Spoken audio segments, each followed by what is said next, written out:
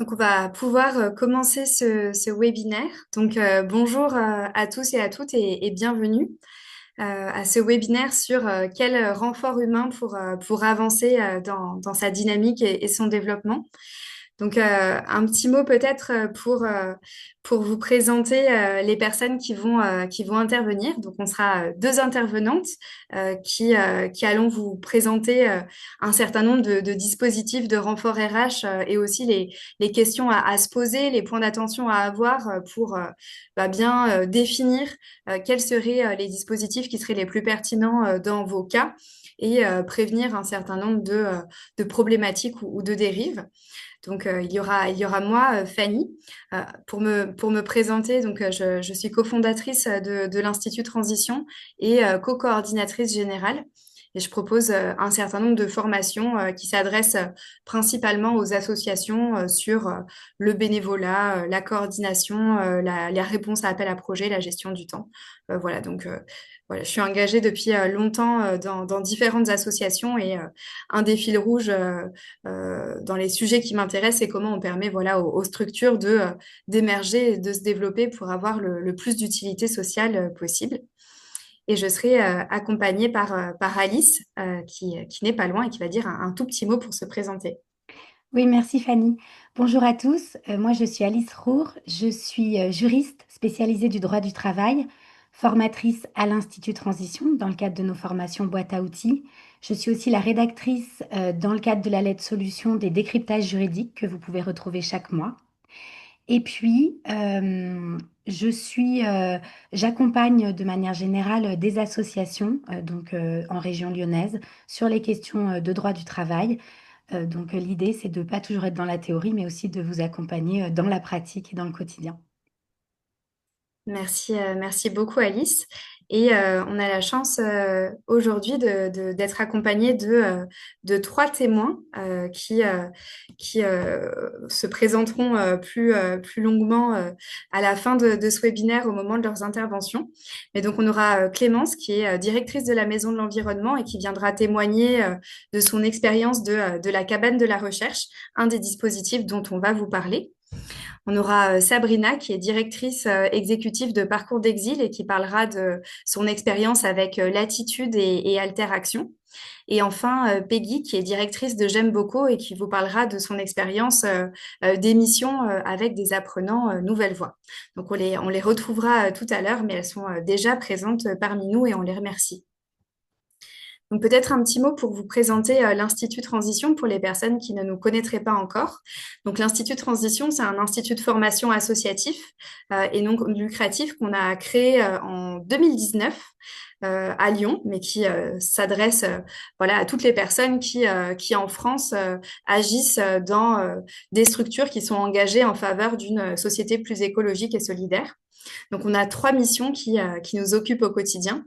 Une première mission de formation et d'accompagnement de personnes qui vont être en évolution professionnelle pour rejoindre voilà, des missions et des structures engagées.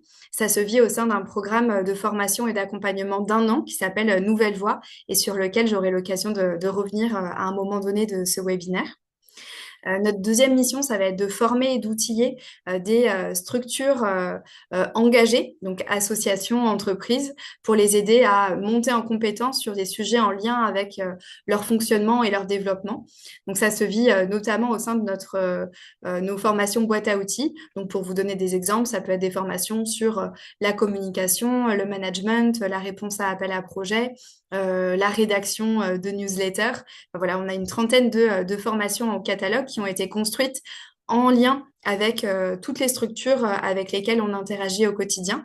Donc, si à un moment donné, vous êtes confronté à une problématique et que vous auriez besoin de ressources, d'outillage, d'apports, et que vous ne trouvez pas quelque chose autour de chez vous ou dans notre catalogue, n'hésitez surtout pas à nous interpeller pour voir s'il y aurait quelque chose qu'on pourrait vous proposer.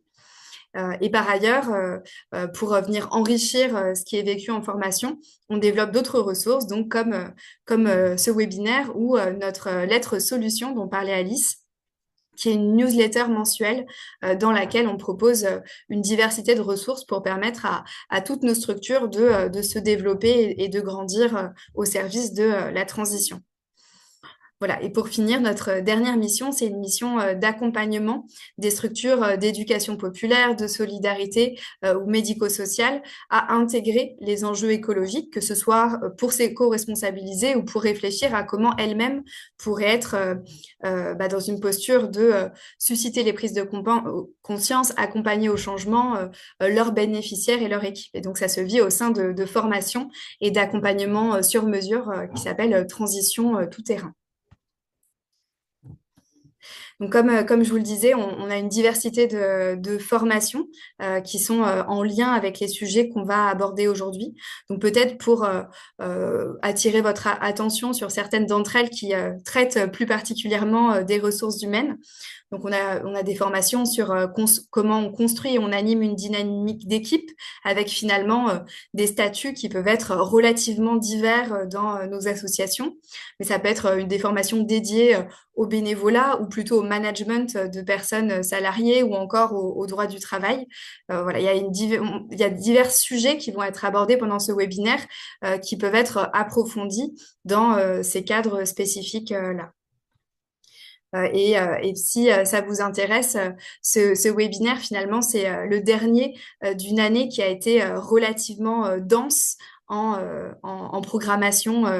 Donc, vous pouvez tout à fait retrouver les précédentes éditions via notre site internet, puisque tout est accessible en replay.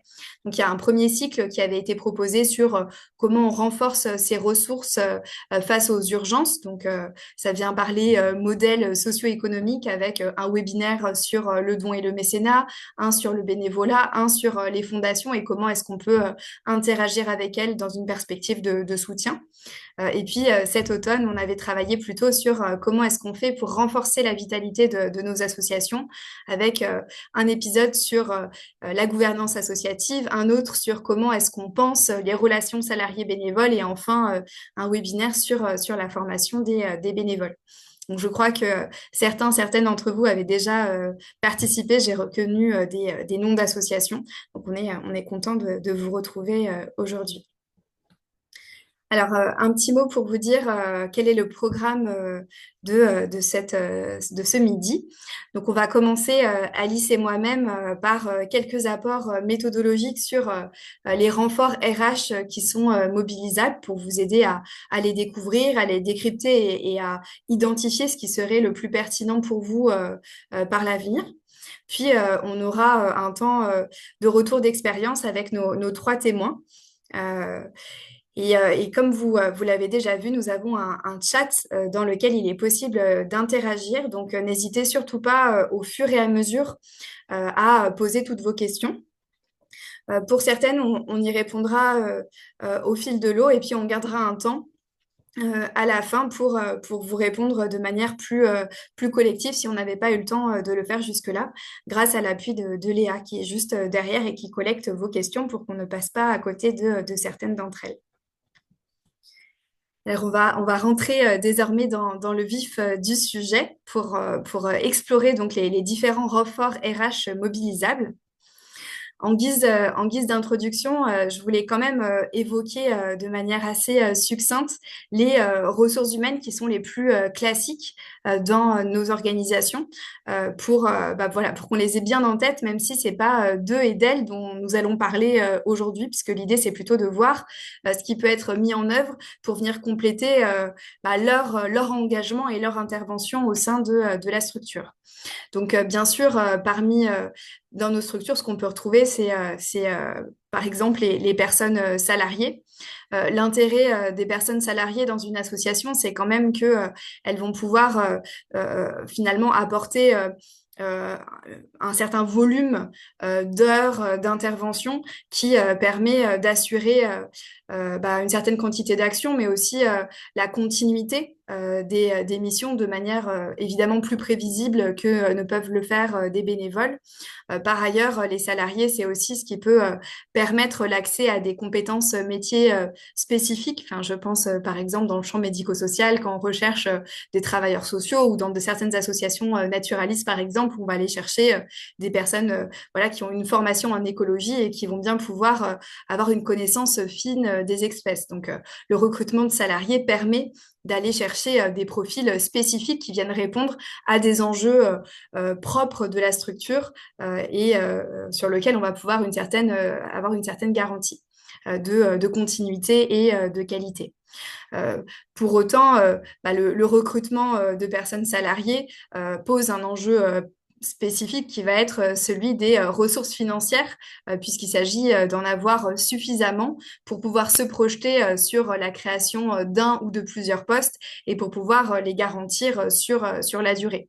Enjeu qui n'est pas des moindres dans le contexte dans lequel se développe actuellement un certain nombre d'associations. Deuxième type de ressources assez classiques dans nos associations, c'est naturellement les bénévoles. Donc, en fonction de notre modèle associatif, on peut avoir des bénévoles qui ne sont pas aux mêmes endroits ou ne sont pas attendus sur le même type de mission. Donc, je voulais simplement mentionner deux possibilités. Il y a certaines de nos associations qui vont plutôt positionner les bénévoles au cœur de l'association. Ce que j'entends par là, c'est que on va plutôt considérer que les bénévoles vont pouvoir intervenir sur les différents champs métiers de l'association et donc dans les différentes actions, les différentes démarches, les différentes activités. Et que dans ce cas-là, on voit plutôt les salariés comme des personnes qui sont des coordinatrices de ces équipes bénévoles et qui sont là pour créer leur cadre d'application, pour les soutenir, pour les accompagner dans leur mission. Donc voilà, ça c'est une première manière d'envisager l'articulation bénévole-salarié. Deuxième modèle associatif, ça va être plutôt de considérer que les bénévoles sont un plus. Donc dans ce cas-là, ce sont plutôt les salariés qui vont agir sur le terrain dans les différentes activités, les différents champs métiers de l'association. Et les bénévoles sont plutôt là pour venir les compléter, soit sur des dimensions qui ne rentreraient pas, par exemple, sur le temps de travail des salariés, donc par exemple sur des stands, donc dans des interventions le week-end sur des événements ou sur des missions qui ne seraient pas forcément cœur de métier, mais sur lesquelles on se dirait que l'arrivée de bénévoles serait intéressant. Et donc là, l'enjeu, quand on a envie en tout cas de nourrir cette dynamique de bénévoles, c'est vraiment de considérer qu'il y a dans tous les cas, qu'on soit dans un bénévolat au cœur ou un bénévolat comme un plus, du temps à dédier à la vie associative, que ce soit dans le suivi des bénévoles. Quand je parle de suivi des bénévoles, je pense au suivi plutôt individuel des bénévoles, mais aussi dans des temps collectifs qui ont vocation à faire association pour que les bénévoles se sentent bien impliqués dans la vie associative dans sa globalité et dans sa complexité. Dernier type de renfort qui est quand même très présent dans nos associations depuis de nombreuses années maintenant. Je pense aux volontaires en service civique qui sont, comme vous le savez, des jeunes de 16 à 25 ans qui sont là pour venir faire l'expérience de ce que veut dire s'engager sur une cause dans un champ particulier. Et donc là, la particularité des volontaires en service civique, c'est qu'ils sont bien là pour venir enrichir nos actions, pour apporter des regards, de l'énergie, mais il y a vraiment ce point de vigilance qu'ils ne sont pas là pour venir se substituer à des personnes salariées. Donc, ce n'est pas possible de donner des missions qui auraient vocation à être assurées par des personnes salariées à des volontaires. Et par ailleurs, comme pour toute autre ressource humaine, il y a un enjeu d'accueil, d'accompagnement, de tutorat relativement important pour que ces personnes trouvent bien leur place dans la structure et fassent effectivement une expérience positive de ce que s'engager veut dire. Ces différents statuts classiques ayant été posés, je vous propose de laisser la parole à Alice pour son premier petit décryptage juridique. Oui, merci Fanny. Donc l'idée ici, c'est de poser un peu le contexte général, les bases juridiques dont on a besoin pour se poser la question des renforts RH. Donc d'abord au regard des trois ressources classiques dont Fanny vient de parler, et puis après pour pouvoir se poser les bonnes questions quand on fait appel à d'autres personnes sous d'autres statuts. Alors, d'abord, la personne salariée, qui c'est? Eh bien, c'est celle qui a un contrat de travail qui est lié à votre structure par un contrat de travail. Mais vous le savez tous, j'imagine, c'est pas si simple que ça. On peut qualifier une relation de travail autrement que en décidant de conclure un contrat de travail et que cette relation soit en réalité, dans les faits, une relation salariée. C'est tout le risque de la requalification, pardon, de la relation de travail en contrat de travail. Pourquoi? Parce qu'on dit que le contrat de travail, c'est une notion d'ordre public, c'est-à-dire qu'on ne peut pas déroger à cette définition de la relation salariée lorsque on se retrouve dans cette situation. Donc, pour rappel, une relation de travail salarié, c'est défini par trois critères. Donc, un travail accompli pour autrui. Donc, finalement, ça va être toutes les situations qu'on va voir dans notre webinaire. Mais ce critère, il est cumulatif avec les deux autres. Il faut une rémunération versée pour le travail, pas un simple euh, remboursement de frais, mais bien une rémunération versée pour le travail. Et puis, un lien de subordination juridique. Ça, c'est notre critère le plus important. Ce lien de subordination juridique, on dit qu'il est présent et donc qu'on a une relation de travail salarié quand on peut analyser qu'il y a un pouvoir de direction qui s'exerce sur la personne qui travaille, c'est-à-dire qu'on peut lui donner des ordres et des directives, un pouvoir de contrôle sur l'exécution du travail, notamment sur les méthodes et aussi les résultats que la personne obtient. Et puis, un pouvoir de sanction, c'est-à-dire que puisque je donne des ordres et des directives et puisque je contrôle, je peux, en tant qu'employeur, si je ne suis pas satisfait, venir prononcer une sanction disciplinaire, pouvant aller évidemment jusqu'au licenciement. Donc, si on est dans une relation où il y a un risque de requalification, ça veut dire je ne suis pas content de la personne qui travaille pour moi et je mets fin à notre relation de travail. Voilà, et c'est seulement dans ce cadre-là, quand ces trois critères sont cumulativement remplis, qu'on a un risque de requalification. Donc concrètement, si on fait les choses comme il faut et de bonne foi, on n'a pas ce risque qui pèse, mais c'est bien d'avoir ça en tête. Au contraire, le bénévole, la personne bénévole, c'est celle qui participe librement et volontairement aux actions d'une structure d'intérêt général, sans rémunération ni contrainte. Alors, sans rémunération, ça veut dire qu'on peut euh, rembourser les frais avancés par la personne, mais ça ne doit pas être plus que ce remboursement de frais. Et cette idée de contrainte, eh ben, c'est l'idée que on va pouvoir dire à un bénévole dans quel cadre il exerce sa mission, mais on ne pourra pas le contraindre de le faire, c'est-à-dire on ne pourra pas aller contre sa volonté, et puis il n'y aura pas de risque de sanction. Et on dit plus largement qu'il n'y aura pas ce risque de contrôle et de sanction. Il n'existe pas si la personne salariée n'est pas dans une situation de dépendance économique avec l'association. Voilà. Pour ce qui est du volontaire en service civique, donc c'est pas une relation de subordination, on nous dit que c'est une relation de collaboration. D'ailleurs, ce n'est pas le Code du travail qui organise l'émission des volontaires en service civique, mais le Code du service national. Et donc, on n'est pas dans un contrat de travail. Et là, le petit point d'attention à avoir, c'est ce que Fanny nous a indiqué juste avant, c'est de ne pas euh, engager une personne volontaire en service civique pour la substituer à une personne dont on aurait besoin dans l'équipe salariée classique pour remplir une mission qui serait indispensable, qui serait nécessaire au fonctionnement courant de la structure d'accueil. Ce qui serait d'ailleurs en contradiction avec l'idée d'accueil des volontaires en service civique qu'on accompagne dans la découverte de l'engagement. Merci beaucoup Alice. On va pouvoir continuer. Simon, Simon, voilà, je te redonne la parole. Oui, alors je continue avec un peu de droit. Il n'y en aura pas trop, c'est promis. Simplement un petit point de vigilance à avoir pour les associations ou les structures qui seraient fiscalisées ou qui développeraient des activités commerciales. On va vous parler de certains dispositifs et de certains statuts pour faire travailler des personnes pour vos structures qui nécessitent de pouvoir percevoir des dons défiscalisés euh, pour pouvoir en bénéficier. Donc ici, un petit point d'attention et un petit rappel peut-être pour ceux qui ont déjà entendu notre webinaire sur la question. Pour pouvoir percevoir des dons défiscalisés, une structure doit, et à nouveau on est sur des critères cumulatifs, le droit adore ça, des faisceaux d'indices à remplir. Donc on doit premièrement œuvrer pour une mission d'intérêt général, Ça, je pense que c'est assez évident pour tout le monde. Donc, une fois que cette case est cochée, on doit se poser la question de la gestion désintéressée de la structure. Donc, à savoir que les personnes, par exemple, au conseil d'administration de l'association, ne soient pas intéressées eh bien, aux résultats de l'association, même si on a un but non lucratif.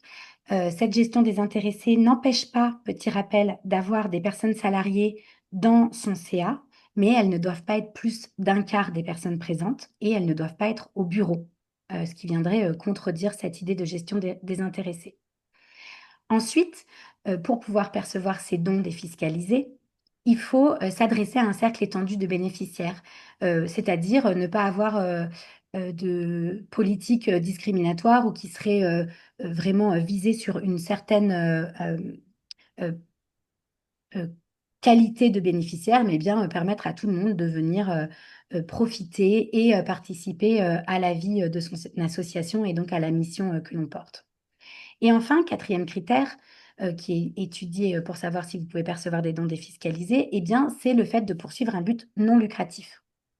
Alors, petit point d'attention sur celui-ci de critère, parce qu'il est en pratique tout à fait possible de mener une activité lucrative et de tout de même percevoir des dons. Mais là, attention, cette activité lucrative, soit elle doit rester accessoire, donc vous menez une mission d'intérêt général et puis de manière accessoire, par exemple, vous vendez un magazine euh, qui présente la mission de votre association ou de l'actualité sur les questions qui vous intéressent.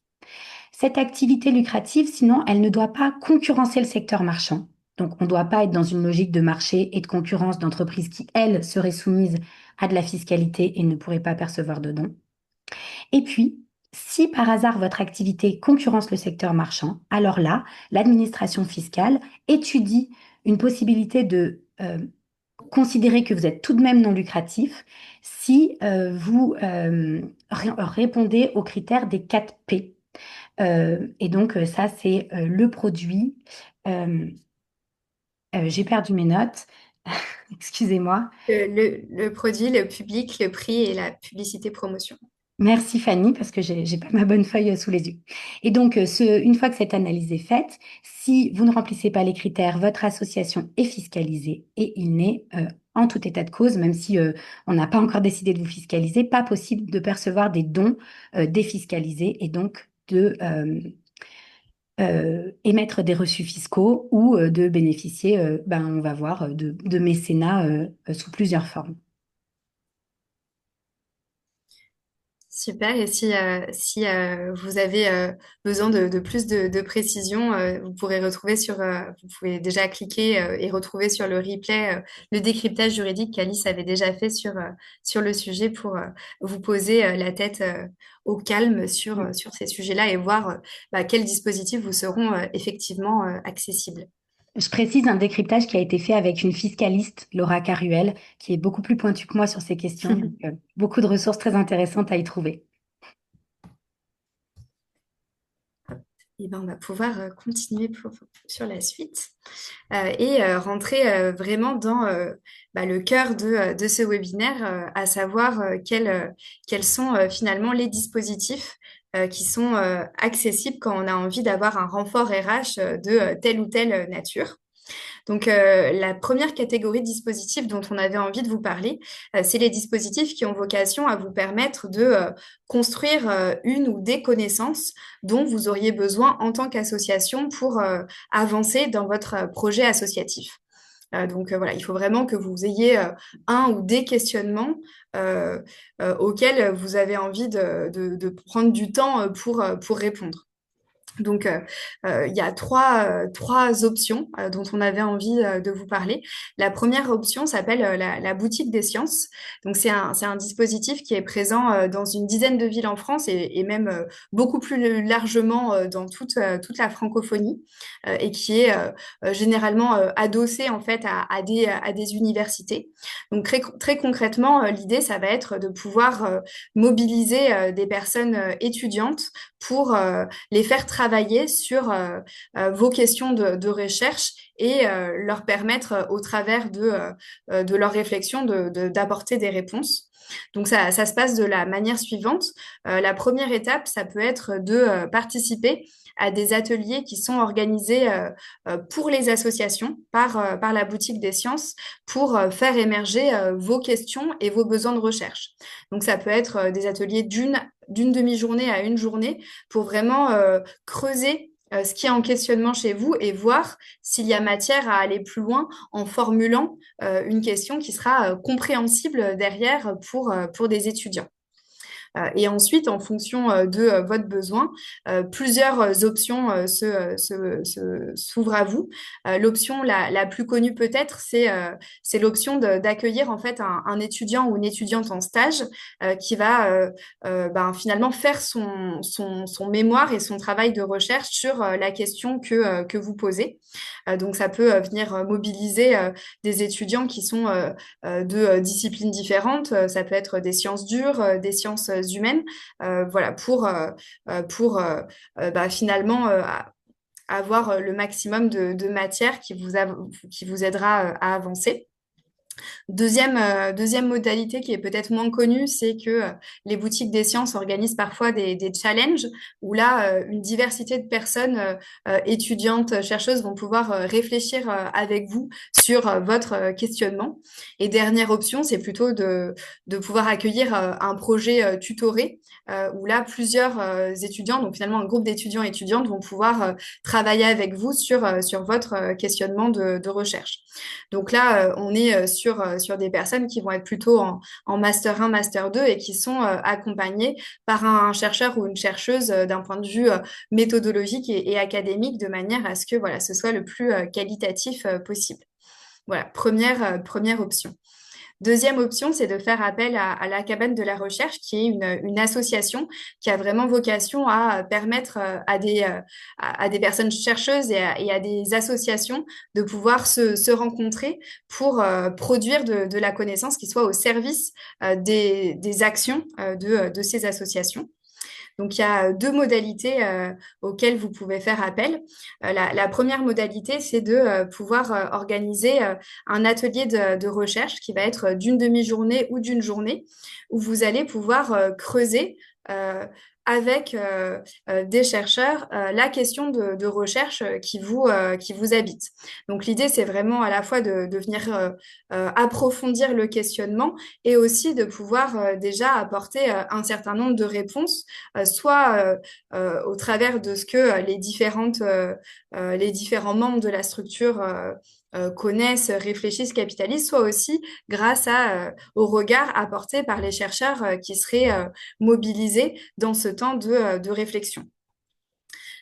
Deuxième modalité qui est plus approfondie, plus ambitieuse et qui peut se réaliser aussi à la suite d'un atelier de recherche, c'est de pouvoir construire un projet de recherche collaboratif. Donc là, l'idée, c'est que pendant un an, un chercheur ou une chercheuse travaille avec et pour vous pour mener cette recherche qui sera bien au service de votre action. Donc, naturellement, c'est un travail qui est plus conséquent. Et donc, la modalité passe par le fait d'aller chercher ensemble des financements qui permettront notamment à la personne chercheuse d'être rémunérée pour son travail, puisque ce sont souvent des personnes qui ne sont pas en poste actuellement, mais plutôt en postdoc, et donc avec un enjeu aussi de pouvoir vivre de leur travail. Donc voilà, donc dans ce cas-là, vous voyez bien que on est dans des personnes qui ne sont plus étudiantes, mais qui sont voilà, déjà chercheuses, qui ont eu leur doctorat et qui sont à une autre étape de leur vie académique. Dernière possibilité, c'est d'accueillir une thèse CIFRE.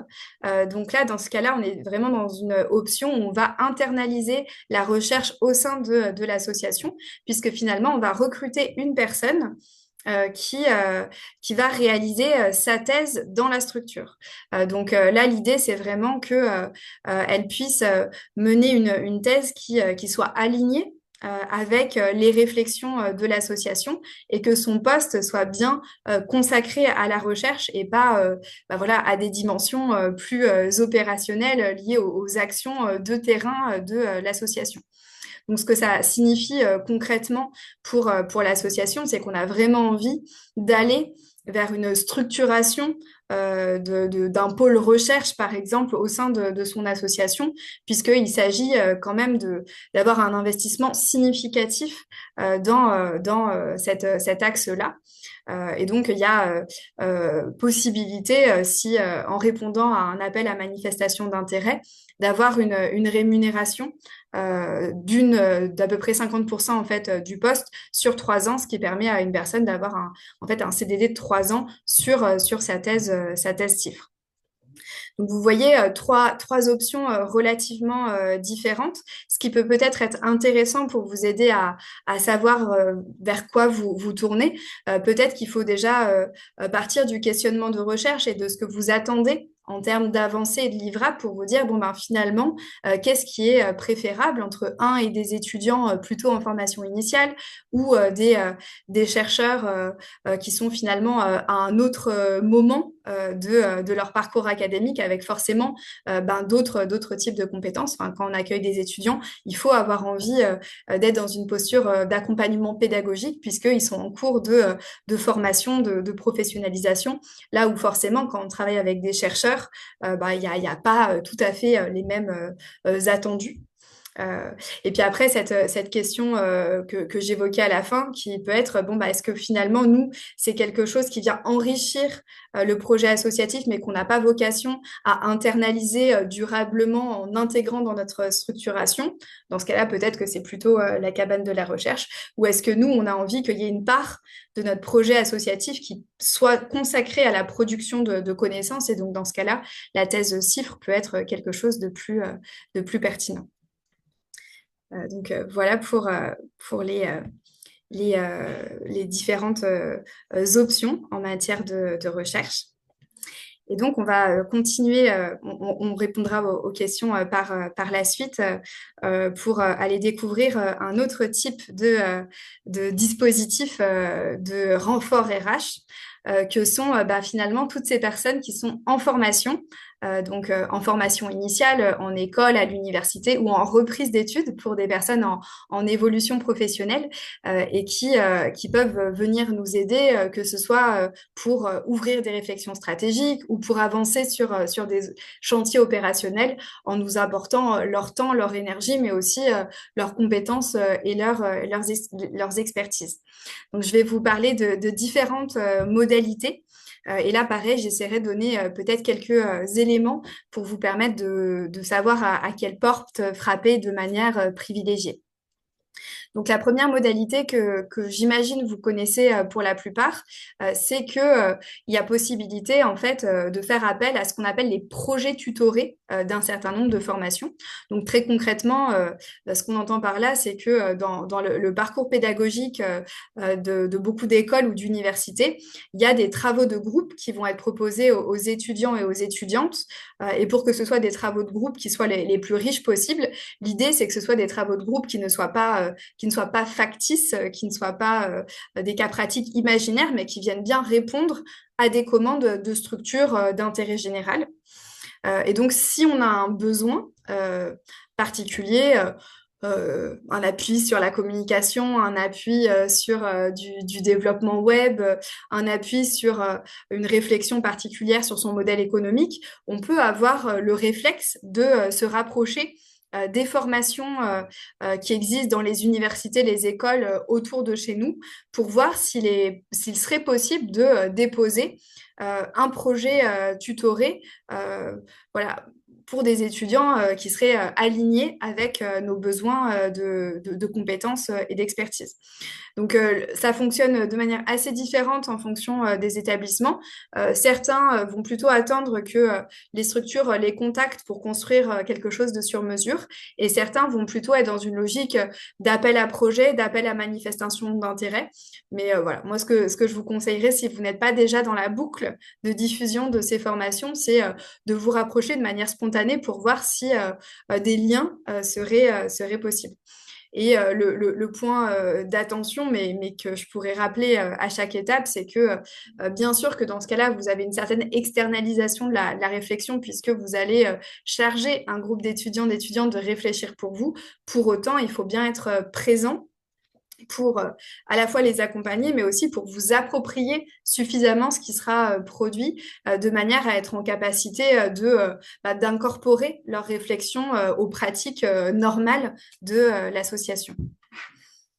Deuxième dispositif qui est moins connu mais qui est très pertinent, c'est de passer par l'association Alteraction, qui est une association voilà, qui agit notamment en soutien de toutes les structures de l'ESS qui ont vocation à se déployer pour répondre aux enjeux de notre société.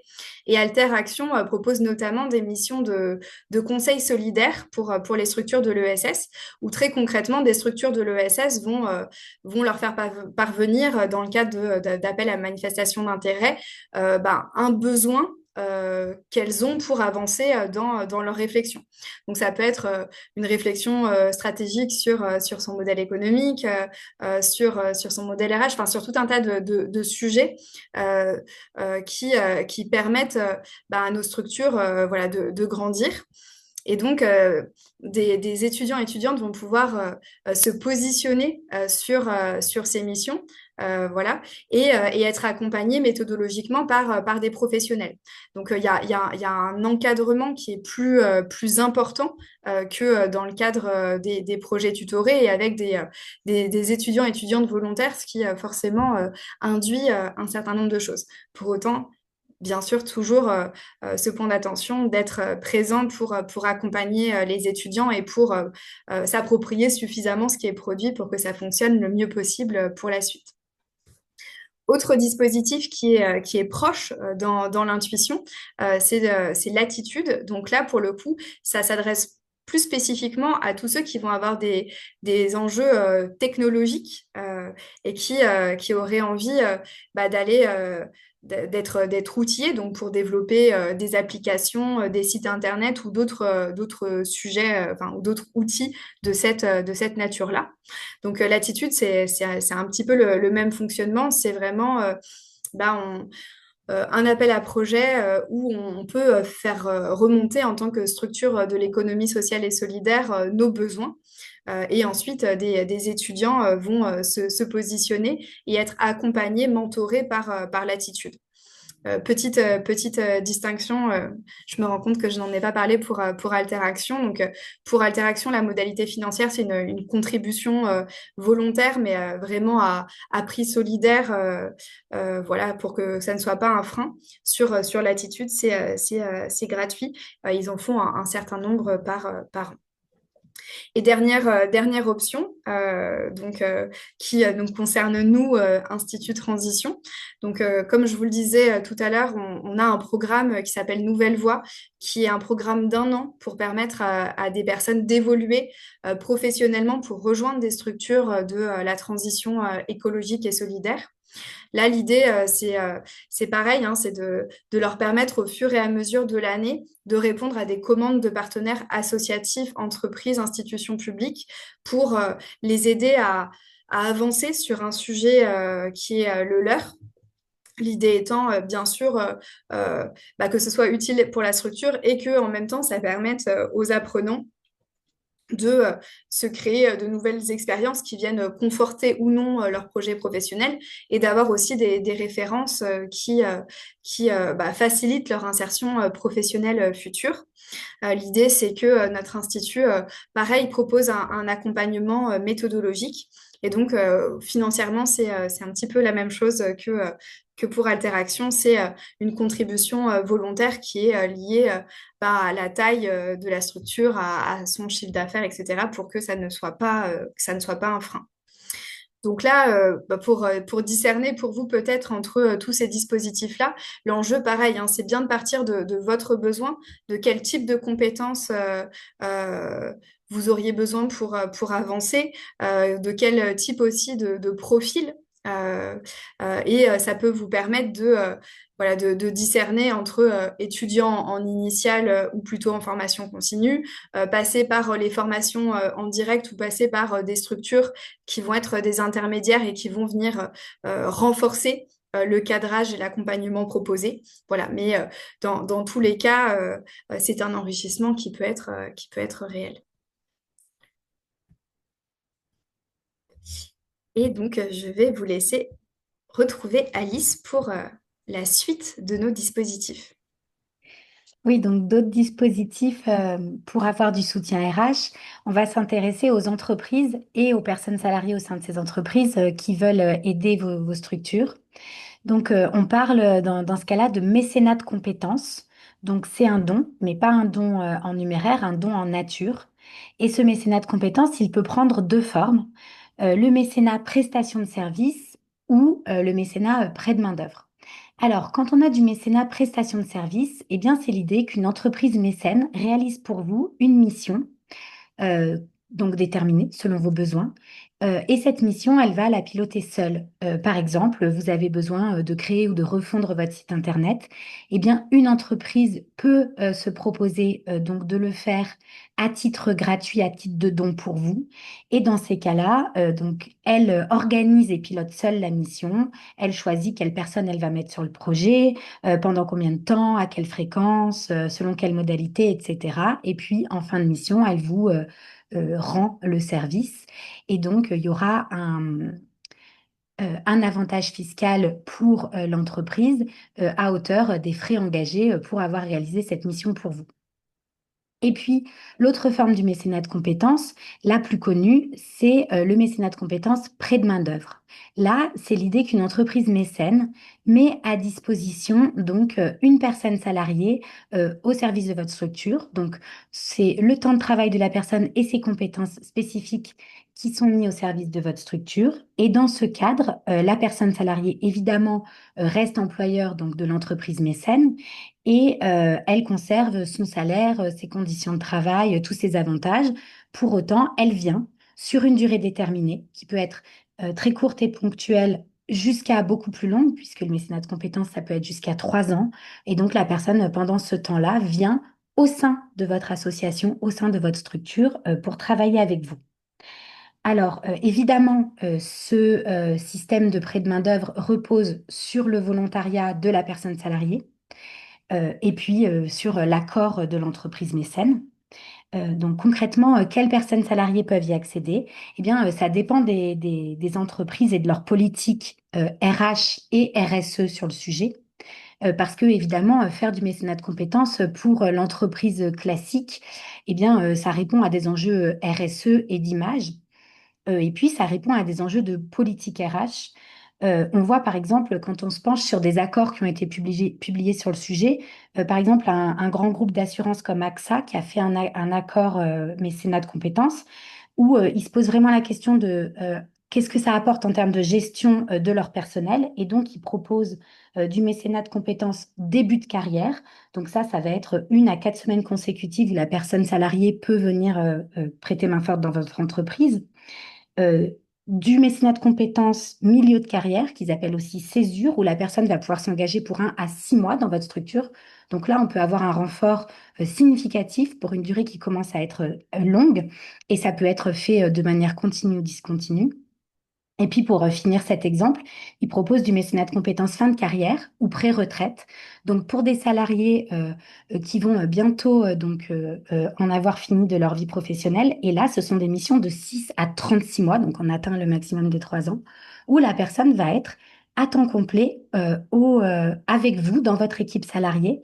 Donc c'est vraiment un dispositif de renfort important et ça va venir compléter votre équipe pendant une durée longue. Euh, et puis, évidemment, petit point d'intention, pour bénéficier du mécénat de compétences, eh bien, on l'a dit au début, il faut que votre association ou votre structure soit un organisme d'intérêt général, puisque au-delà donc de cet aspect RSE et RH pour l'entreprise mécène, eh bien évidemment, l'entreprise mécène en tire un avantage fiscal puisque elle bénéficie d'une réduction d'impôt à hauteur de 60% du montant de salaire chargé, donc cotisation sociale comprise, de la personne pendant le temps où elle est à votre service. Sur des missions plus courtes, je ne l'ai pas dit, mais je complète, sur des 1 à 2 jours, soit par semaine de manière renouvelée, soit vraiment de manière ponctuelle 1 ou 2 fois par an, on a une pratique dite de journée d'équipe solidaire ou team building solidaire, si on parle la langue du management. Et là, on peut avoir, enfin, pour une durée très courte, plusieurs personnes qui viennent vous renforcer votre équipe sur une mission très courte, un besoin ponctuel, etc. Et dernière chose, pour accéder, donc trouver ces possibilités de mécénat de compétences, vous avez des sites ressources donc, qui proposent de la mise en relation et puis plein de ressources autour du mécénat de compétences.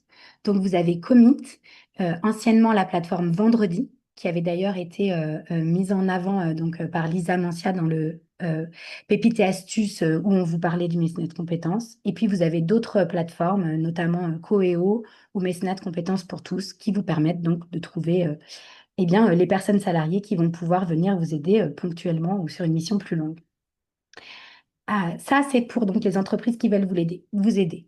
Petit point d'attention, à côté du mécénat de compétences, donc des personnes salariées qui viennent vous aider sur leur temps de travail, vous pouvez aussi bénéficier de bénévolat de compétences. Là, c'est l'idée d'une personne bénévole qui vient faire profiter à votre structure d'une expertise métier donnée, mais ça se passe en dehors du temps de travail de la personne salariée. C'est du bénévolat classique, mais qu'on requalifie, enfin, qu'on appelle bénévolat de compétences parce qu'on vient, par exemple, sur un enjeu très précis de marketing, d'informatique ou encore de juridique. Voilà. Et là, vous avez un site utile, c'est la plateforme Passerelle et compétences qui met en relation des personnes qui souhaitent mettre à disposition leur expertise métier avec vos structures.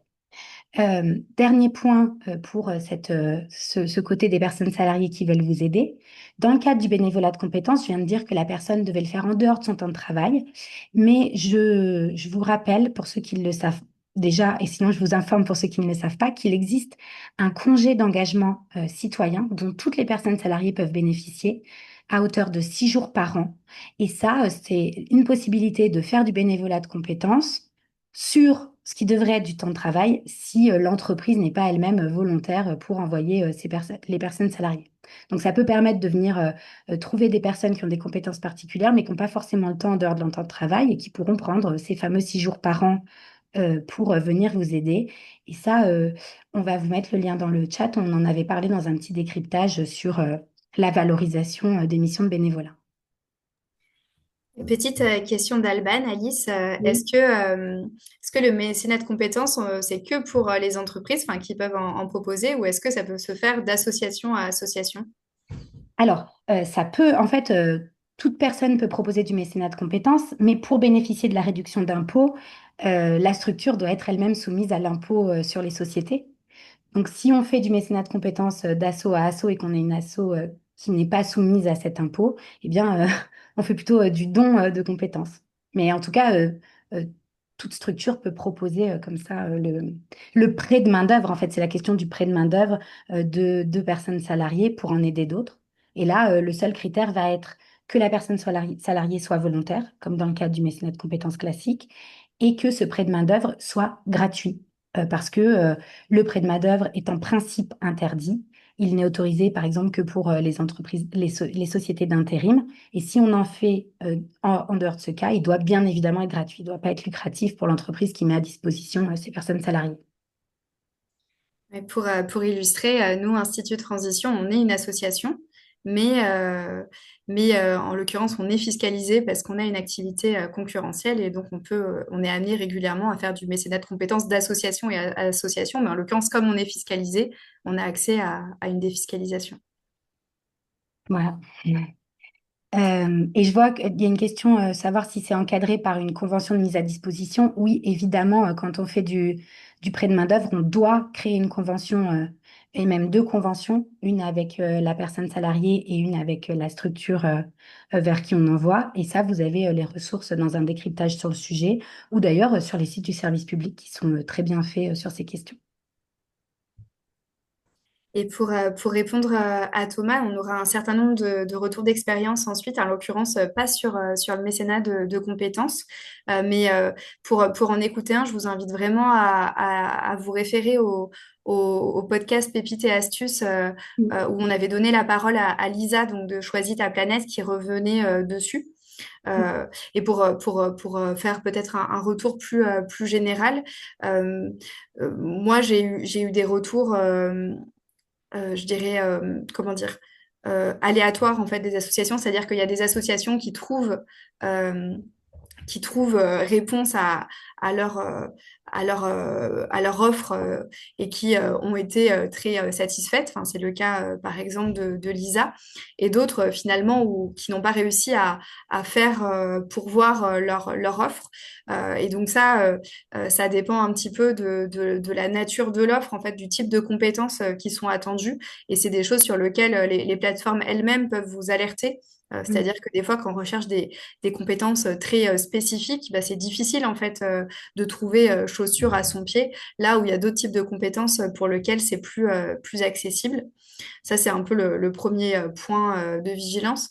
Et le deuxième point de vigilance pour moi, de ce que j'ai perçu en fait d'un certain nombre de retours d'associations, c'est que ça dépend aussi beaucoup de ce qu'on attend de la personne et de comment on se positionne. C'est-à-dire que si on attend que la personne vienne résoudre intégralement notre problématique, en lui externalisant totalement la réflexion et l'opérationnalisation, il y a fort à parier qu'on soit déçu, même quand c'est sur un champ métier qu'on a l'impression de ne pas maîtriser, nous, en tant qu'association, et que la personne maîtrise. Parce qu'en fait, il n'y a pas que la question de la compétence qui est en jeu, il y a bien naturellement la question aussi de la compréhension de notre contexte associatif, des usages spécifiques qu'on a envie d'avoir, et que la personne ne peut pas comprendre, ou ne pas percevoir si nous, on n'est pas proactif dans la réflexion. Donc ça, c'est vraiment un point clé, hein, mais de tous les dispositifs dont on parle, OK, on a un renfort, mais ça ne veut pas dire que ça se substitue à nous, en fait. Ils viennent renforcer notre pouvoir d'agir, mais ils ne le font pas à notre place, quoi. Et donc, plus on va être dans cette posture, on va dire, de bien cadrer, de bien accompagner même les personnes en mécénat de compétences, plus on peut espérer que ce soit qualitatif et donc positif pour nous. Je te repasse la parole, Alice, pour Oui, merci. la suite.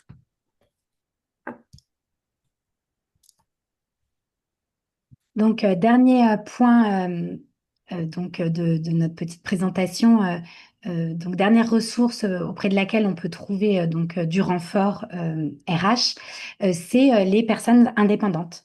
Alors, donc ces personnes-là peuvent venir vous apporter un soutien spécifique et ponctuel sur des questions euh, où il y a une compétence particulière qui est recherchée. Ça peut être du numérique, du marketing, de la communication ou d'autres d'autres champs assez spécifiques. Et là, il y a deux possibilités à explorer. Il y a une plateforme Social Déclic qui propose de la mise en relation avec des freelances qui souhaitent travailler avec les structures de la transition écologique et solidaire de l'ESS. Et donc Social Déclic accompagne ces personnes dans le fait de proposer leurs compétences au sein de nos structures et fait la mise en relation. Et dans ce cadre, les indépendants peuvent proposer leur mission soit gratuitement dans le cadre d'un don, soit dans le cadre de tarifs plus bas que le marché, puisque au service de nos structures qui ont des moyens nécessairement plus bas que le marché, ou dans le cadre de tarifs classiques. Mais l'idée, c'est de permettre aux freelances de venir mettre leurs compétences au service de nos structures. Et puis, évidemment, ça peut être aussi pour les freelances de proposer plusieurs types de missions et de pouvoir de temps en temps proposer des missions ponctuellement gratuites parce qu'ils en proposent d'autres à tarifs plus classiques ou en tout cas avec un certain financement. Et puis, s'agissant des indépendants, vous pouvez aussi bénéficier de leur part d'un don en nature. Donc, comme on expliquait pour le mécénat de compétences prestation de service, une personne indépendante, particulièrement compétente sur une question, que vous avez dans votre écosystème et qui va venir vous offrir la totalité ou une partie d'une prestation de travail. Et si elle le souhaite, la personne indépendante en tire un avantage fiscal, donc une réduction d'impôt, à hauteur du coût qu'elle aura supporté pour produire la prestation. Donc évidemment, si elle a engagé des frais, ils seront pris en compte dans ce coût calculé, mais ça peut être aussi le temps passé qui pourra être donc mis en valeur dans le cadre de cet avantage fiscal. Et donc à nouveau, là, on fait un reçu fiscal, donc à hauteur du don en nature dont on a bénéficié. Super. Eh ben, on va pouvoir passer au témoignage. Merci, merci Alice. Donc, on va commencer par le témoignage de Clémence, donc, qui est directrice de la Maison de l'Environnement. Donc, bah, merci déjà Clémence d'être parmi nous. Est-ce que tu peux rapidement présenter la Maison de l'Environnement et nous raconter finalement quel est ce partenariat que vous avez eu avec la cabane de la recherche? Donc, quel était votre besoin, comment ça s'est passé et puis finalement, quel retour d'expérience, quels conseils tu aurais envie de partager aux personnes participantes?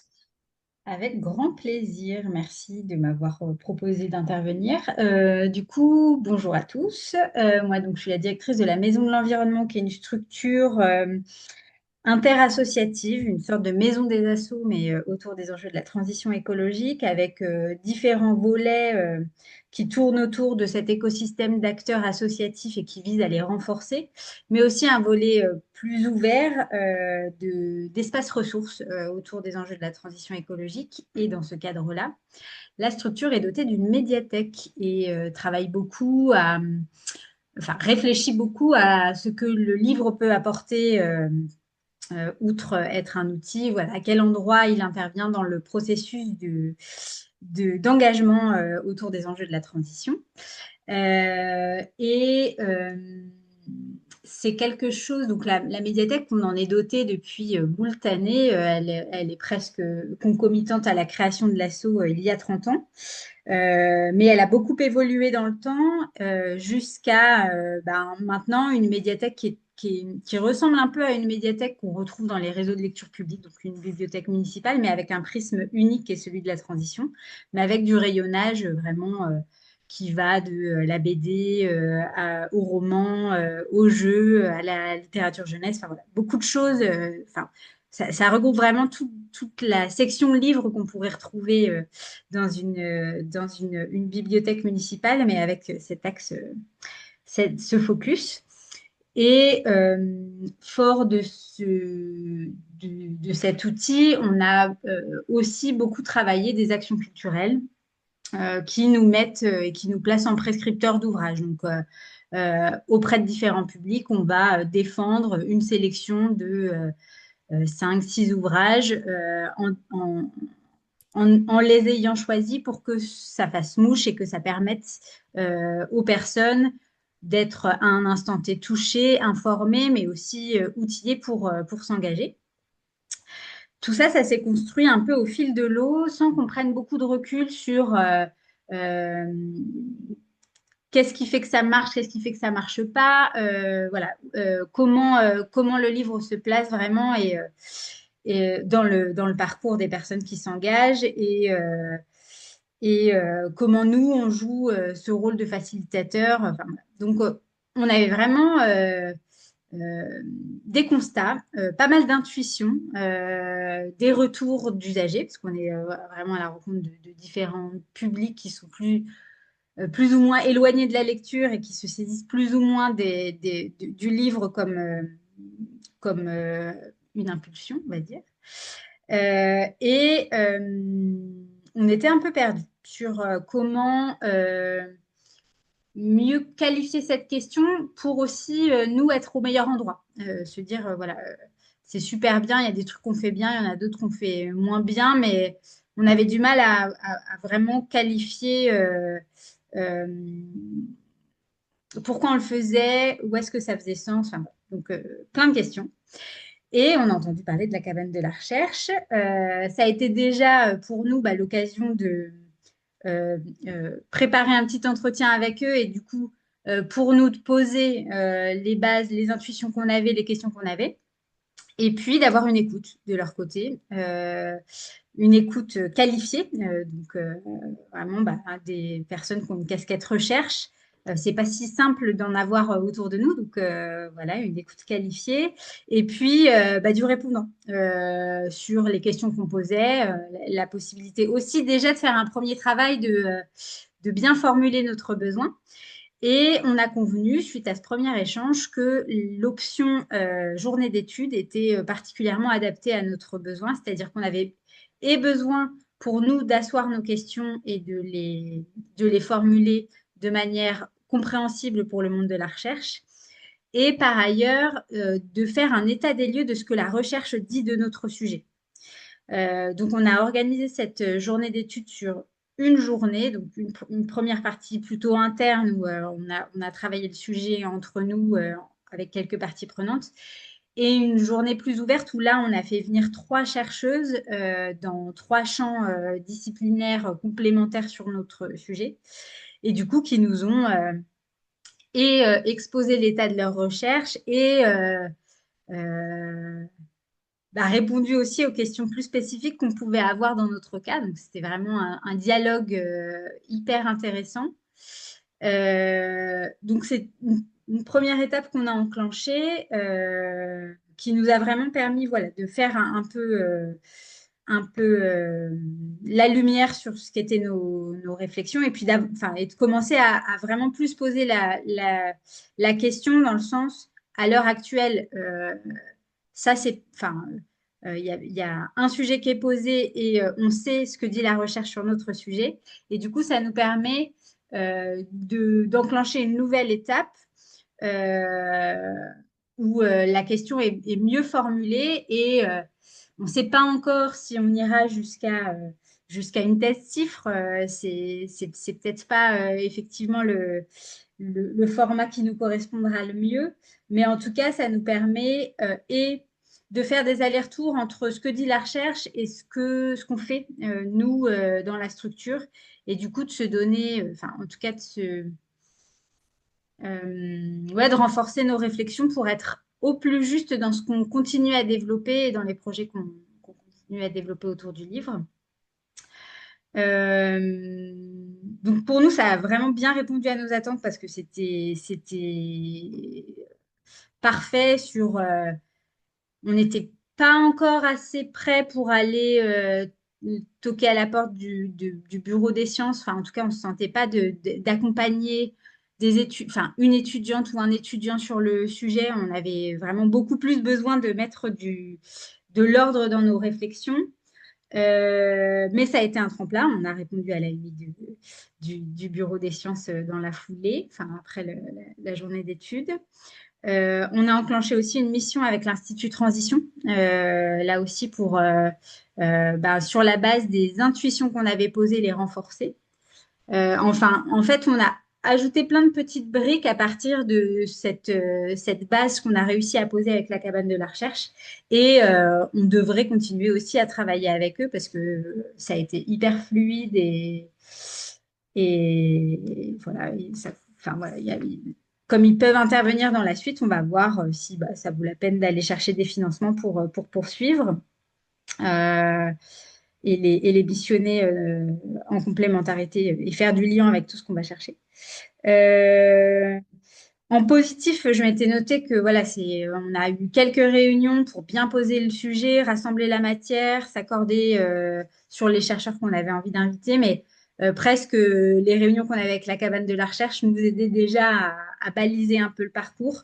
Donc c'était pas trop chronophage et on n'était pas en accompagnement d'une personne qui vient travailler sur notre sujet, mais on était plutôt accompagné pour accoucher de notre sujet. Donc c'était plutôt confortable pour nous. Euh, et pour être transparent sur le coût, donc c'est une prestation et là aussi il y a eu une écoute sur, voilà, on n'a pas des moyens illimités, on avait un petit budget dédié et la cabane s'est adaptée à ce qu'on pouvait proposer et donc on a payé 1 800 € hors taxe, enfin net de taxe du coup parce que c'est pas voilà un petit peu mes retours. J'espère que c'était pas trop fouillé. Non, c'était super clair. Merci, merci beaucoup. Puis n'hésitez pas, si vous avez des besoins de précision, à les partager dans le chat. Je pourrais redonner la parole à Clémence après nos autres témoins. Mais merci, merci beaucoup, Clémence. On va passer au témoignage suivant. Hop.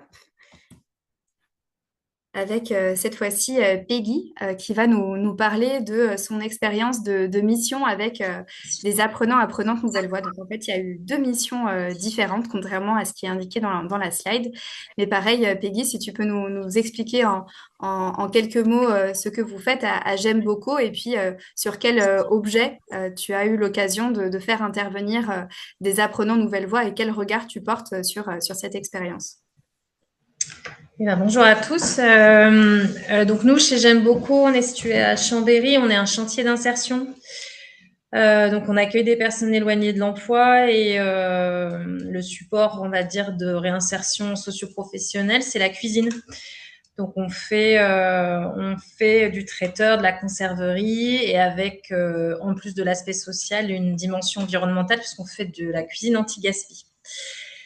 Donc on est bien intégré dans le tissu local autour de l'alimentation durable et en 2024 on s'est associé avec un autre jardin de Cocagne, puisqu'on fait partie du réseau Cocagne, qui s'appelle les Triandines, et on a toujours le projet de monter un écopôle alimentaire. Donc très simplement un bâtiment où on pourrait grouper plusieurs acteurs de l'alimentation durable pour faire à la fois de la production, de la sensibilisation, de la promotion de tout ce qui est alimentation durable. Et donc on était les deux directeurs et avec déjà beaucoup de travail pour chacune de nos structures. Et il fallait en plus travailler sur ce projet-là avec notamment toute une étude de faisabilité, de comprendre si il y avait des structures qui seraient OK pour nous rejoindre et intéressées. Et du coup, on s'est dit, c'est un poste chargé de mission, en fait, écopôle alimentaire. À ce moment-là, ça s'est un peu fait par bouche à oreille, puisqu'il y avait quelqu'un du groupe qui connaissait l'Institut des transitions. Et on savait qu'il y avait des missions qui étaient possibles dans le cadre de la formation Nouvelle Voix. Donc, on a tout simplement écrit une feuille de mission, recherche, embauche, quoi. Pour, je sais pas, vous appelez pas ça stage, mais pour une mission, du coup, sur quelques mois. C'était 6 mois de mémoire. On a eu une candidature. Et ce qui est intéressant, et ça a été vrai aussi pour la deuxième mission qu'on a donnée pour cette année, c'est qu'on tombe du coup sur des personnes en fait qui sont en reconversion professionnelle. Et donc la personne qui a postulé, elle a une petite quarantaine, enfin elle va avoir 40 ans cette année. C'est quelqu'un qui a déjà un passif au niveau du travail, plutôt gros niveau même. Et c'est un peu l'impression que ça me donne, c'est qu'on est quand même sur des personnes du coup qui se questionnent beaucoup et donc on va dire qui ont des capacités et de travail et de réflexion qui sont assez fortes. Et même si elle avait jamais bossé sur l'alimentation durable, voilà, c'est quelqu'un aussi qui avait des méthodes de travail, une capacité à avancer qui nous a plu, en tout cas à l'embauche, et qui s'est avéré être vrai, puisque sur les 6 mois de mission, c'est quelqu'un qui a réussi à faire tout un diagnostic territorial, à vraiment voir si effectivement il y avait un réseau qui pouvait porter les copoles alimentaires. Donc ça a été vraiment un succès, clairement, et c'est quelqu'un qu'on a embauché. Du coup, grâce au travail qu'elle a fait, on a pu faire des demandes de financement. On a eu un FEADER et avec ce FEADER, on a réussi à l'embaucher. Donc là, elle est chez nous, elle est juste en face, elle est dans le bureau juste en face de moi. Et fort de ce succès, du coup, cette année, pour J'aime beaucoup, donc pas pour les couples alimentaires, mais pour J'aime beaucoup, on avait des problématiques vraiment rien à voir, mais de production, d'organisation de la production, d'amélioration de notre production, puisqu'on a plein d'activités différentes dans un lieu qui est assez complexe et avec de l'insertion. Donc, ceux qui travaillent en insertion, ils pourront peut-être comprendre ce que je veux dire. Et de la même réflexion, c'était de dire, ça serait chouette de trouver quelqu'un qui nous accompagne, un consultant, et en même temps, on n'a pas forcément les moyens. Et du coup, moi, j'ai pensé très rapidement à l'Institut des transitions, à ce programme Nouvelle Voie, en me disant, il doit bien y avoir des gens qui ont bossé en production, même même et surtout dans des structures classiques, et qui ont cette capacité d'amener ce regard extérieur, ouais, une compétence, voilà. Et du coup, voilà, on a fait notre petite demande de mission, notre cahier des charges. On l'a envoyé à l'Institut des transitions. Et on est tombé sur Antoine, qui est pareil, c'est quelqu'un qui était responsable de prod dans des assez grosses structures ou des PME. Et du coup, il est là, on l'a appris, il est chez nous. Là, il est en train de finir sa mission, donc ça a duré de février à juillet. Donc, vous voyez, 6 mois à peu près. Et pareil, il nous a vraiment aidés. Du coup, sur une mission, il vient 2 à 3 jours par semaine et il a cet éclairage on va dire, d'entreprises classiques, mais en même temps, c'est le fait d'avoir fait sa conversion, c'est des gens hyper sensibles et hyper engagés. Et du coup, voilà, c'est un combo pour moi qui est vraiment gagnant. Et tout ça a des coûts, du coup, qui sont relativement faibles puisque un chargé de mission, que ce soit donc la première ou Antoine, là, c'est 1 000 € en fait, la mission de 6 mois, quoi. Donc ça vaut clairement le coup. Ils ont été très bien accompagnés, je crois, par l'équipe pédagogique, de ce que me disait Antoine. Donc voilà, il y a aussi un suivi au niveau de l'école. On a calé la mission aussi avec l'Institut de transition en amont, donc c'était très clair. Enfin voilà, c'est un process qui est vraiment agréable et encore une fois avec des personnes qui sont hyper qualifiées, hyper curieuses. Enfin voilà, moi j'en ai que 2 que j'ai rencontrés, que j'ai expérimenté, mais honnêtement ça a été à chaque fois vraiment super. Je conseille vivement. Voilà. Merci beaucoup, Peggy. Pareil, n'hésitez pas, si vous avez des besoins de compléments d'infos à poser des questions à Peggy dans le chat. Et en attendant, je vais donner la parole à Sabrina, donc, qui est de Parcours d'Exil, qui a eu 2 expériences dont elle va vous parler. Déjà, une expérience avec Latitude et ensuite avec Alteraction. Donc, pareil, Sabrina, est-ce que ce serait possible de présenter brièvement Parcours d'Exil et puis après de nous faire un retour d'expérience de ces 2 dispositifs que vous avez mobilisés? Bonjour, d'abord merci pour l'invitation. Bonjour à toutes et à tous. Donc, Parcours d'Exil est un centre de santé du psychotraumatisme pour personnes exilées. On est basé à Paris. On a un centre pluridisciplinaire avec médecins généralistes, psychologues et ostéopathes et maintenant un médiateur en santé.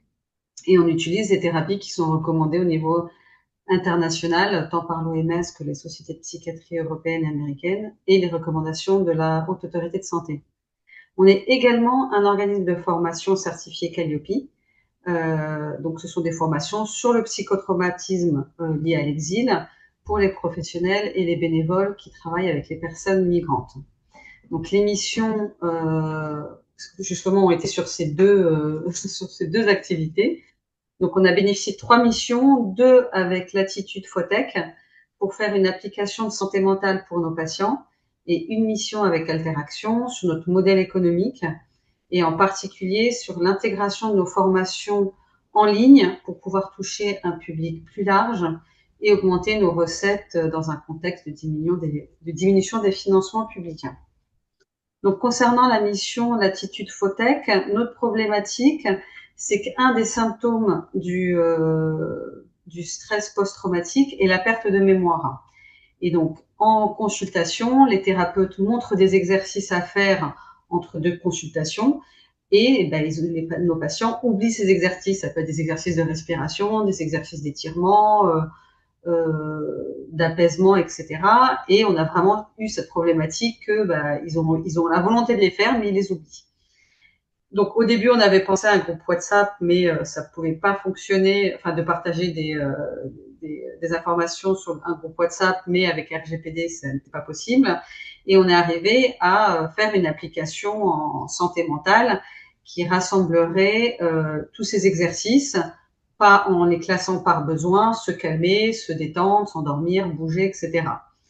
Donc, notre projet a été retenu par un groupe d'étudiants de Supélec. Et et puis la deuxième chose importante, c'est qu'une partie de notre patientèle est analphabète ou allophone, donc ça fallait que ça soit vraiment très simple d'utilisation. Donc la première étape de la mission avec les étudiants, c'était de définir les priorités pour la version 1, parce que tout ce qu'on voulait ne pouvait pas être fait en un semestre. Donc ça n'a pas été facile. Le groupe d'étudiants était très autonome avec un niveau de connaissance très élevé, le premier groupe. Alors du coup, notre difficulté, c'est que ça allait très vite au début. On s'attendait pas à à devoir mobiliser autant notre équipe si rapidement. Donc il y a une adaptation à faire, mais finalement, on a réussi à trouver le temps et ça valait la chandelle puisque au bout du compte, on a eu un produit vraiment excellent. Les thérapeutes et les patients on s'en sont saisis et aujourd'hui, on a des retours très positifs des patients sur l'application. Donc cette première expérience a été très positive. Comme ils étaient très autonomes, très vite, ils n'ont pas eu besoin de leur tuteur. Ils ont vraiment travaillé tout seuls. On avait des points réguliers où ils faisaient part des difficultés qu'ils avaient. Nous, les nôtres, de pouvoir suivre le rythme, parce que du coup, on devait produire tous les supports à un rythme beaucoup plus soutenu que ce qu'on avait escompté.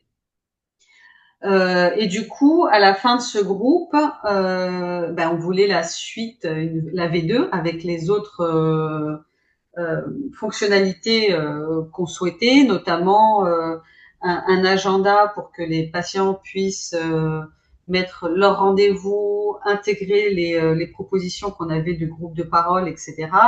Et surtout que les thérapeutes puissent envoyer aux patients après la séance en disant, voilà, en séance, on a vu tel exercice, tel exercice, tel exercice, je vous les envoie, vous les faites 2 fois par jour pendant 5 minutes, et donc de pouvoir avoir un échange dans un sens, pas dans l'autre, parce qu'autrement, ça allait pas être gérable. Et là, du coup, c'était des étudiants d'un niveau inférieur qui n'avaient pas d'expérience, alors que dans le premier groupe, il y en avait un qui avait déjà fait des applications. Et du coup, ça a été plus laborieux et donc déjà au niveau des compétences, mais ça, c'est pas de leur faute.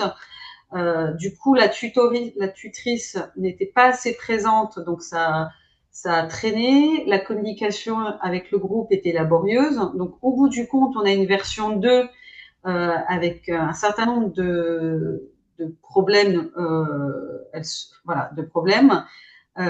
Et du coup, on a fait, en regardant la présentation, on a utilisé un professionnel, on a bénéficié d'un mécénat de compétences par Commit, qui est en train de travailler, du coup, sur les bugs de la version 2. Donc voilà, sur la partie Latitude Photech. Alteraction. Alors là, du coup, c'était plutôt sur notre activité d'organisme de formation. Notre problématique, c'est que on n'arrive pas à faire face à la demande de formation parce que ce sont nos thérapeutes qui forment. C'est un peu le service qu'on vend, c'est que c'est les thérapeutes qui sont en contact, qui soignent ce public, qui vont ensuite former dans les associations ou les institutions qui travaillent avec les migrants. Mais du coup, comme notre priorité c'est le soin, on a du mal à trouver du temps pour répondre à toutes les demandes de formation.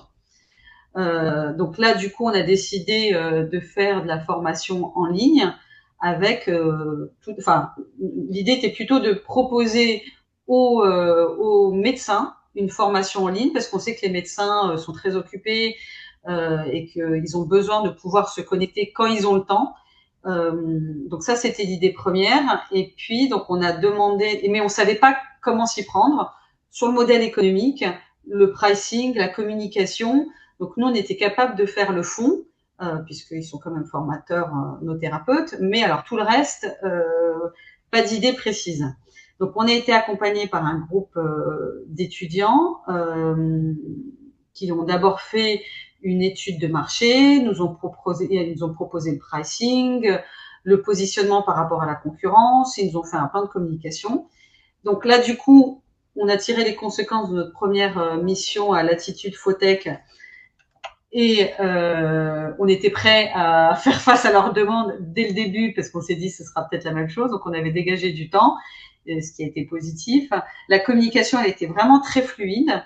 Et aussi là, du coup, la différence qu'on a vue, c'est que les professionnels qui les accompagnent étaient très présents pour eux.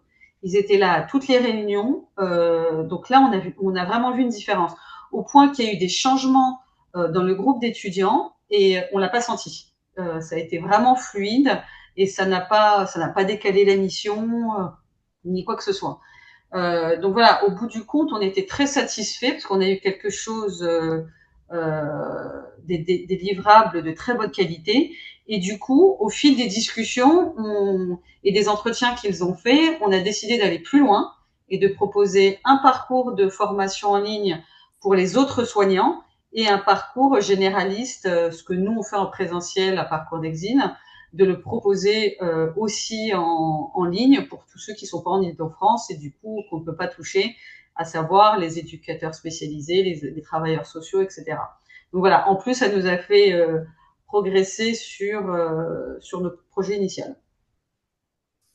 Voilà, j'espère que j'ai pas été trop longue et que ça a Non, été non, clair. c'était parfait. Et puis en plus, parler de 3 dispositifs en 10 minutes, c'était une belle performance. Donc, merci, merci beaucoup. Il y avait une petite question pour vous, Sabrina, d'Emmanuel, qui demande comment s'appelle l'application pour les personnes euh, Elle que... a notre nom, Parcours d'Exil. Ok. Alors aujourd'hui, elle est disponible même pour nos non-patients pour Apple.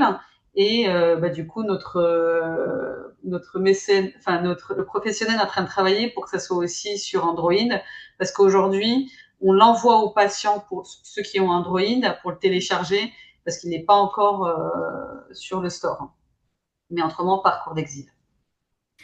Ben, merci, merci beaucoup. Merci. On va passer aux questions parce qu'il y a un certain nombre de questions auxquelles nous n'avons pas encore répondu et donc ça va nous faire rembobiner voilà, à différents moments du webinaire. Et donc, c'est beaucoup de questions pour Alice, donc j'espère que tu es prête, Alice. Je suis prête. Tu as eu le temps t'as eu le temps de te poser sur les questions. Oui. Donc, il y avait une première question de Vanessa qui Oui. demande est-ce que un salarié ne peut, enfin, est-ce que c'est possible ou non pour un salarié de faire du bénévolat ponctuellement pour sa structure? Alors, en théorie, non. La personne salariée, elle est liée à votre structure, donc par ce fameux lien de subordination. Et donc, elle n'est pas dans une démarche de donner volontairement et bénévolement de son temps de travail. Donc, en théorie, nos personnes salariées, même quand elles interviennent sur une journée porte ouverte, un salon, un événement quelconque, on est censé considérer qu'on est dans la relation de travail salarié et donc dans du temps de travail. Euh, En pratique, on sait que c'est quelque chose qui arrive dans les structures.